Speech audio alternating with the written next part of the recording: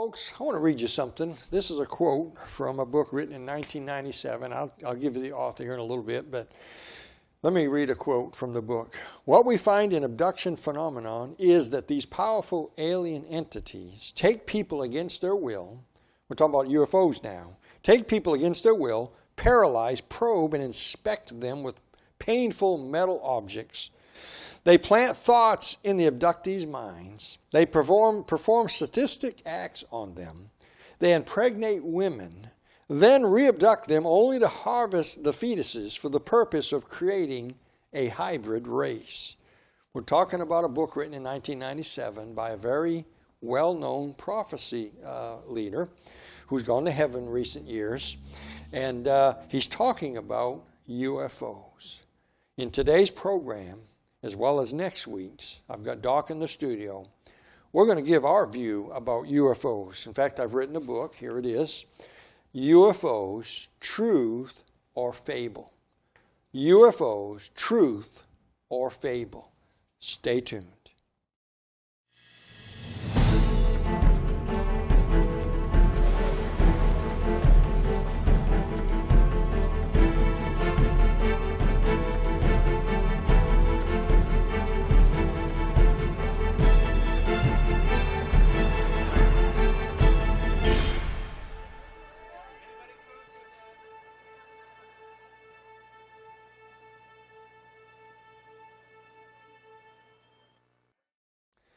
And welcome to the program today.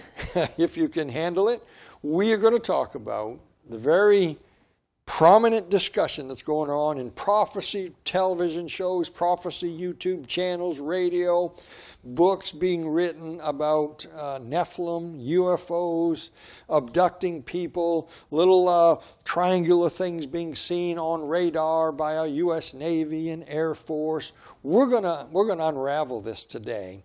And I've got Doc in the studio. Doc, I believe you've got a verse you're going to read for us. Sure. That kind of hits on this. Well, it's about UFOs, right? You're going to show us UFOs in the Bible, right? Well, somebody on a popular program told us they were in there here a while back. I'm still looking. I'm still looking. Anyway, but if you take things out of context, you can pretty well find what you're looking for. Yeah. In 2 Timothy chapter 4, verse 4, he said, "And they shall turn away their ears from the truth, and shall be turned unto fables." Fable. So what is a fable? I've got the definition, actually, in my book. I got a brand new little booklet out. It's 24 pages, Doc, and I know you haven't even read it yet. Nope. This is a prototype. This isn't even the real book. This is one I printed off my printer. This is the date of the date that we're recording this program is February the 12th, Saturday. These are going to be printed on February 14th, and they'll be at my house by probably the 16th of February. So when this show airs, these will be sitting in my office ready to ship. So you're going to want to get this book. I got to tell you, my wife, can I have this camera again? My wife did this cover. I'm sure Rex will put it up for you, but my wife did this cover. This cover is amazing. The UFOs, Truth or Fable. Let me tell the folks what a fable is, because the Bible talks about fables. In fact, I think there's 4 verses in the King James Bible. 4. The first one is 1 Timothy chapter 4, verse 7. Paul admonishes us to refuse profane and old wives' fables. Fables. Yeah. And exercise thyself rather unto godliness. So he warns us to stay away from fables. Yes. Well, what is a fable? Well, here's what Webster's 1828 dictionary says about a fable. A fable is a feigned story or tale intended to instruct or amuse, a fictitious narrative intending to enforce some useful truth or precept. Definition number 2 says a fable is fiction in general, as a story being a fable or fiction, not true. In other words, not true. Right. Paul warns us to stay away from fables, Yes. things that are being propagated that are not based on truth. Yeah. Or could we use the word science? Science is supposed to be based Science falsely so called. Yeah, because true science is based off of truth. Yes. When he talks about science falsely so-called, he's talking about what's going on today. That's exactly right. People claiming, oh, well, this is the science. No, they're lying. It's not the science, what they're talking about. Here's another verse in Timothy again. 1 Timothy chapter 1, verse 4 says, neither give heed to fables and endless genealogies which minister questions rather than godly edifying, which is in faith. So do. So in other words, fables are not going to edify people because it's not based in truth. They're going to lead you away from the study of truth. Yeah. And you read this one. They shall turn away their ears from the truth. This is talking about the last days, isn't Yes. it? In the last days. In the last days. They're going to turn their ears. Hey, that's where we are today. That's where we live. Days. Yes. And what's happening? We're chasing fables. All over the place. Sci-fi. Giants and Greek mythology. all of this, yes. Yeah. Marvel stories. Marvel movie stories. I've got something Sensationalism. about that. Yeah, I have something about the Marvel movie in the book. They're going to like this. We might not get to it until next week, but and shall be turned unto fables. In other words, in the last days, people, when you turn your ears away from the truth, which is what's happening today. That's exactly what's happened. We've turned from the truth of the Bible. We don't know where truth is anymore. Like Pilate, what is truth? Yeah. Truth was standing right in front of him. Isaiah said it's fallen in the street backwards. Truth is fallen in the Yeah. Peter has something to say in 2 Peter chapter 1, verse 16. For we have not followed cunningly devised fables when we made known unto you the power and coming of our Lord Jesus Christ. In other words, we're not following cunningly devised fables. Cunningly devised. That's a unique way of putting it. I thought the same thing on the way to the studio. I was brushing up and highlighting some stuff, and it caught me just like it just did you just now. That word cunning. And this is very cunning. Oh yeah. The way they're using these UFO fables, I call them, stories and fiction, science fiction, is very all cunning. the distorted pictures and all of this, very cunning. They'll have their show come on, and they'll have a little clip about a UFO. They'll have a guy talking, yes, just the other day, so-and-so saw this thing came down and hovered over this house, and it looks so real, and it's so Hollywood-like and exciting. Cunning. Sensationalism. Very cunning. And they captivate the audience with that. That's what Peter's talking about, cunningly. Yep. Yeah, cunning like Satan is. Satan is cunning. Yeah, and Peter goes on to talk about coming into houses leading silly women. Go ahead. Now it's silly men. Yes. And it's silly people. Yeah, it is. And and let's go a step further and be honest. It's silly preachers. Yes, it is. And this thing's gotten way out of hand. And it's taken people's attention off of biblical truth in the pursuit of something that's esoteric sensationalism. Well, let me read the introduction to the booklet here, and I have some of this on the back, but I won't read the back cover. I'll read the introduction a little bit. Since the 40s, since the 1940s, that's really the beginnings of this, and I'll prove that. Since the 40s, people have been fascinated with UFO phenomenon. Not the Bible, UFO phenomenon. Yep. That is to be expected since the world has gone after, since the 40s and probably before, the world has gone after evolution and other non-biblical beliefs. In the 60s, America removed prayer and the Bible out of our classrooms. Yep. It is a biblical principle that when you remove something, the vacuum that is left will be replaced with something. And if not, in other words, if you take bad music away from your children, you need to replace it. You need to replace it with good. That's right. Yep. Replace the good with the bad with the good. Right. Absolutely. If you don't, the Bible gives us Jesus gave some parables about that. Yeah. The woman who swept her house, but the room was empty, and 7 demons worse than the ones. 7 more. You came back worse. Yep. So if you're going to clean the house, you got to put some good in there. Amen. And if not replaced with good, something worse comes in and inhabits the empty space. I spelled it right. I just didn't say it right. We have reared a generation of people who no longer believe the God of the Bible. That's it. And have instead gone after the sci-fi movement, humanism, and whatever other new enticing fad happens to come along. Worse than that, Bible-believing people, especially those leading prophecy ministries today, have bought in to the UFO hype, hook, line, and sinker. And sinker. Yes, sir. It began back in the 90s, and I read at the beginning of the show, that quote that I read was from Chuck Missler. Yes. 1997. And I'm going to read some more of that. And I'm not attacking Chuck Missler. He had some good stuff. Had some good stuff. He had some tremendous stuff on the rapture. He wasn't a King James man to the degree that you and I are. That's fine. He was a good man. I'm not trying to discredit him.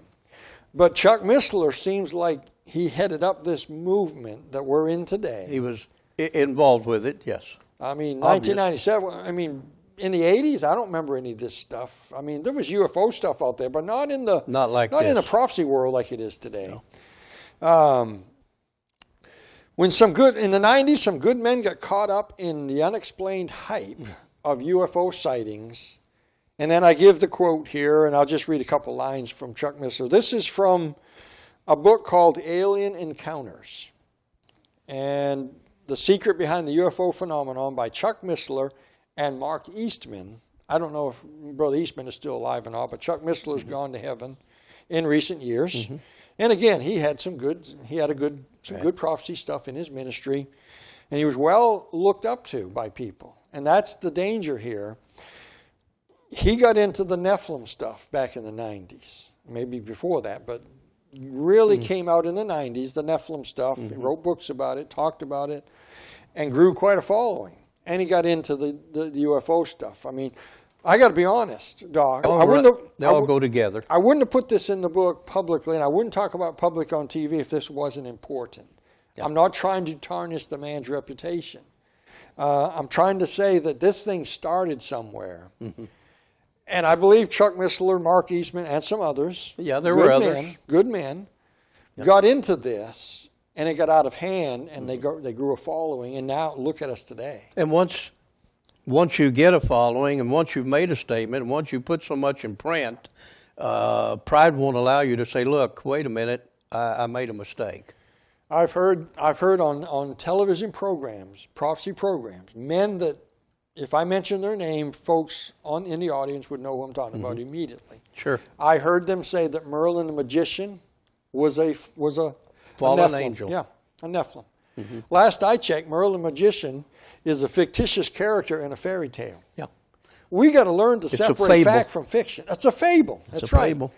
Merlin the magician is not real. He's not real, folks.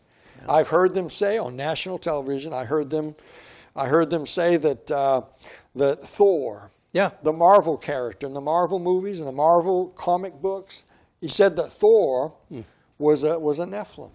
See, it's nothing but Greek fiction. Mythology. It's Greek mythology, and that's all it is. The root of the word mythology is the word myth, which I think would be a synonym of fable. Might be another synonym of a fable. Yeah, that's a fable. It's not real. Thor's not real, folks. He's not based on a real character. It's fiction. Just like Star Trek is fiction. Star Wars was fiction. These things are not real. Don't get caught up in that stuff. But people, because of the power of media, it's impregnated the mind to be able to accept these thoughts. So I wrote the booklet, The UFOs, Truth or Fable. Now you're going to have to decide, ladies and gentlemen, what you believe. I know what I believe, and I've believed this for a long time. I understand it better today than I did, but I haven't changed my belief. I think I have changed my understanding of some things because I've studied it more. Sure. And I've got a good handle on this, I believe. Let me give you some more quotes from these same two men. And I think it's the same book. Yeah, Alien Encounters. Yeah, all of these are from the same book from 1997. The result of these ungodly unions, he's talking about fallen angels in Genesis 6, intermarrying with human women, which is impossible. Which is an impossible, not even in the text. And my book that you can see up here, The Great End Time Distraction, I believe I prove beyond any shadow of a doubt that angels did not cohabit with women. Is impossible. It's biblically impossible, physically impossible, biologically impossible, and human reasoning impossible. It just isn't possible. Yeah. It didn't happen. If I didn't have any of that, all I have to is the book, and I don't find it anywhere in the book. No. The result of these ungodly unions, in which he believes in, him and Chuck and Mark Eastman both, is a race, a very wicked and very powerful hybrid, half fallen angel, half human, offspring that they call the Nephilim. Mm-hmm. Okay? Who corrupted, harassed, even killed off mankind. Now at the end of the 20th century, we have the return of alien entities with apparent supernatural powers. Yeah. Now I got to ask the audience, is that what you believe? Do you believe that this happened? Do you believe that fallen angels and human women had children called Nephilim, and that the whole world was destroyed by a flood because of them, and that they were irredeemable, they had no soul? Because that's what these people are saying. And my Bible doesn't measure up to that. No, in fact, it's just the opposite. Yeah. God saw the wickedness of mankind, not fallen angels and Nephilim. I pointed that out this week to an individual that I believe it's 7 times the word man and 6 times a pronoun for man in the first 5 verses of Genesis chapter 6. Nowhere in Genesis 6 is there any condemnation, not whatsoever, by God to fallen angels. No. Not one. No. No, they've got their place. They certainly messed up, and they're certainly affecting mankind on this world, trying to destroy God's creation here. But they are not the object of God's wrath. They might have had a little bit of involvement in motivating them, but that's what they're still doing today, motivating humanity. Yeah, we wrestle not against flesh and blood, but against principalities and powers. Yeah. And let me read this, and this is gonna be something I'm gonna want you to talk about. He goes on. This is on page 205 in the book Alien Encounters by Chuck Missler and Mark Eastman. He says this, or they say this: most people, including serious students of the Bible. Are you a serious student of the Bible? I thought I was. I am, and I know I'm quite certain you are. I must not be if I But look what he says about serious students of the Bible who don't agree with the Nephilim and the fallen angel thing. Mm-hmm. He says they're unaware of the peculiar circumstances that led to the flood of Noah. This has been widely misunderstood and mistaught for centuries. Wow. Until this generation came along. Until the Laodicean generation. Yeah. The strange but critical goings-ons are among the most controversial issues among serious scholars, and we should maintain open minds as we proceed through the murky mist of the deep past. Didn't sound like they were very open-minded. No. They were pretty in other words, set in. He's saying that we're wrong, and for centuries people have been wrong about Genesis 6 and the fall. The sons of God went into the daughters of men, and children were born unto them. Notice he didn't say angels, didn't say Nephilim, didn't say half-breeds. It said children were born unto them. In Jesus' ministry, he would have, if this was such a great deal, you'd think he would have brought this out. Yeah.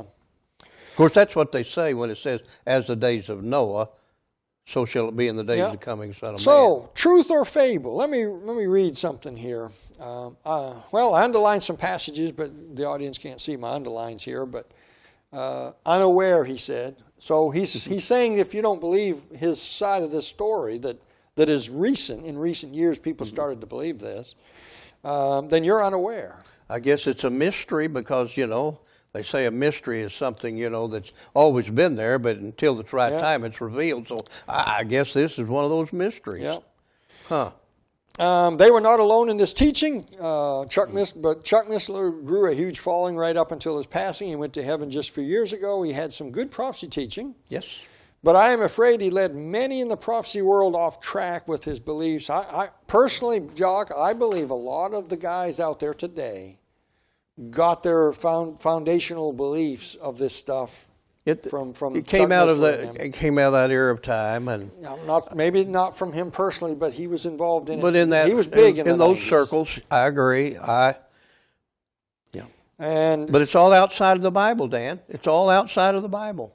They got off track with the beliefs of fallen angels cohabiting with human women, producing giant. Now, my book's not about the Nephilim. I want people to understand that. But this is where the UFO thing starts. That's what I want people to realize. The UFOs didn't start with the Nephilim. It ends. The Nephilim ends with UFOs, and I'll get to that. Yeah. Let me read on here a little bit more. If that isn't bad enough, he and most prophecy teachers are propagating the belief that these Nephilim are flying around in UFOs abducting people. Right. Now, we've all heard those abduction stories on television. This whole cults, well, I don't know if cult's the right word, but this whole movement started. Sure. Of UFO people who, they even have yearly meetings. They'll go to this big hotel and they'll have a big UFO conference. Yeah, they got it all figured out. It's kind of like Trekkies, the Star Trek people. Yeah. They all get together and they talk about, these people are serious though. They're getting together and they're sharing UFO stories. Listen, there is no solid proof that any of these stories are true. It's amazing how a man's mind can work. All you have to have is a little seed thought planted in there, or through the eye gate or the ear gate or any of the other three senses. The first quote that I gave, Chuck Missler and Mark Eastman, whichever one actually wrote this part of the book here, they were talking about an abduction story. I'd like to, he's not alive, I can't go, I'd like to know where he got this. Yes. I want to see the evidence. I want to see the pictures. I want to see some sort of physical evidence that I can grab onto to try to decipher for myself what's fact and what's not. Was this staged? Well, what we are presented with that is supposed evidence is obscure. It's unclear. The testimonies of are all shaded with things that are, wait a minute, how could that be? There's no clarity in any of it. Yeah. What they're telling us is, number one, I know this story's not true. I know 100% that it's not true for one reason. Yeah.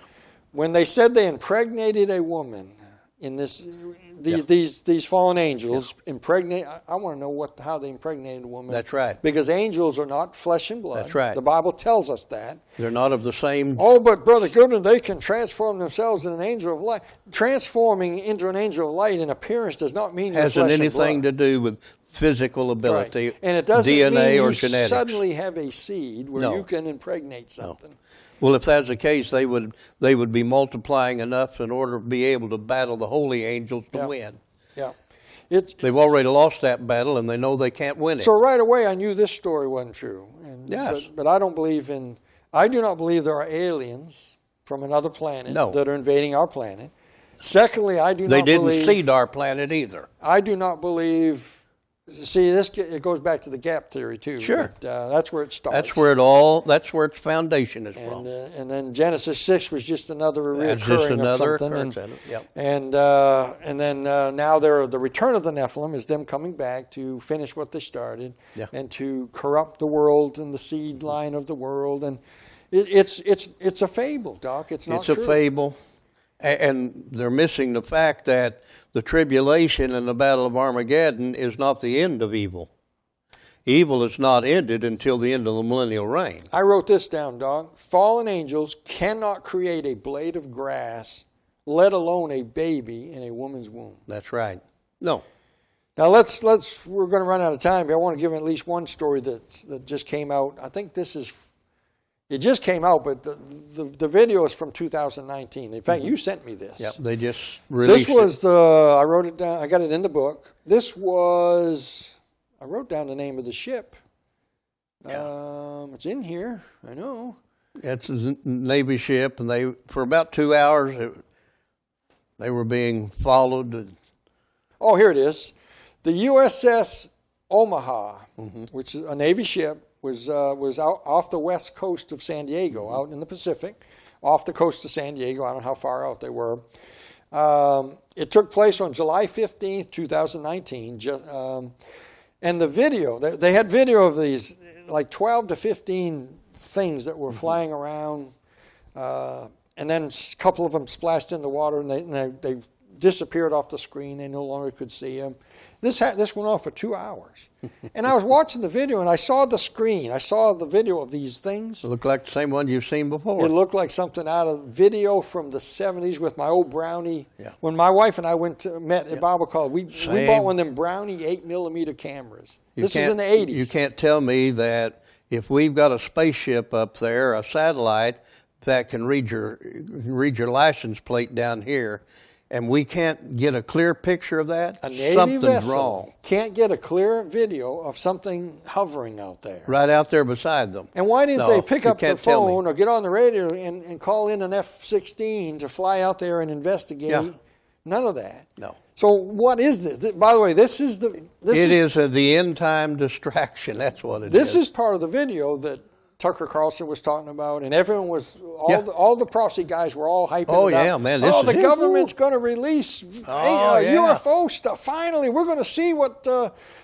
What did we see? We saw nothing more than we'd already seen. Stuff that you can't make out anything on. It means nothing. What is it? And I'll tell you what it's not. It's fuel for the fire. And what it isn't, it's not an alien from outer space. No. It's not an angel flying around in some sort of spacecraft. UFO. Yeah. It's not. It's either faked, or it's some phenomenon that we can't explain, or it's military aircraft. Yeah. And that's what we're going to get to next week. But let me share this. This is the end time confusion, Doc. It is. End time confusion. It's distracting people from the truth. There's so much confusion today. Why can't we get to the Bible and find out what God says? That's right. And this distraction. Now, what is a UFO? And I got an acrostic here in the book on page 8. UFO history, and this is where we're going to lead to for next week's program. But UFO history. We're going to give the history of UFOs. It begins in around 1947. In a place called Roswell, that every UFO person knows that name. Oh, yes. They know about Roswell. That's their sacred cow. Mm-hmm. They think we've been lied to, and I'm sure we've been lied to. That's their mecca. But Roswell was a military testing ground. It wasn't aliens. It wasn't out of space. It wasn't fallen angels that they discovered laying on the ground. They handcuffed them to a tree somewhere. Right. Good luck with handcuffing an angel, or my goodness. Yeah. A UFO is this. A UFO is an unidentified flying object. It's as simple as that. Yeah. They exist. But an unidentified flying object doesn't mean it's from outer space. Right. Doesn't mean it's got angels flying it. Doesn't mean it's an alien from Mars. It means it's a trash can lid, it's a satellite, it's a reflection, or it's some kind of aircraft and you don't know what it is. It's that simple. But if you want to tell a fable, you got one. So we've built a ministry around this stuff. It's ridiculous. Now next week, Doc, we're really going to the nitty-gritty. I'm going to tell the viewers about a jet that was invented in the 1940s by the Germans. Yes. That was light years beyond everything and is still being looked at today and marveled at. And if they had that in 1945, what do we have today? That's right. Well, we're out of time, Doc, and I hope you folks know where you're going when you die. If you got any question about your eternal destiny, contact us. We'd like to tell you about Jesus. We'd like to tell you how to get to heaven when you die. Folks, don't get caught up in this UFO fable stuff. Don't get caught up in this. Get a hold of the book if you can and learn the truth about UFOs. But until next time, keep your eyes on them skies.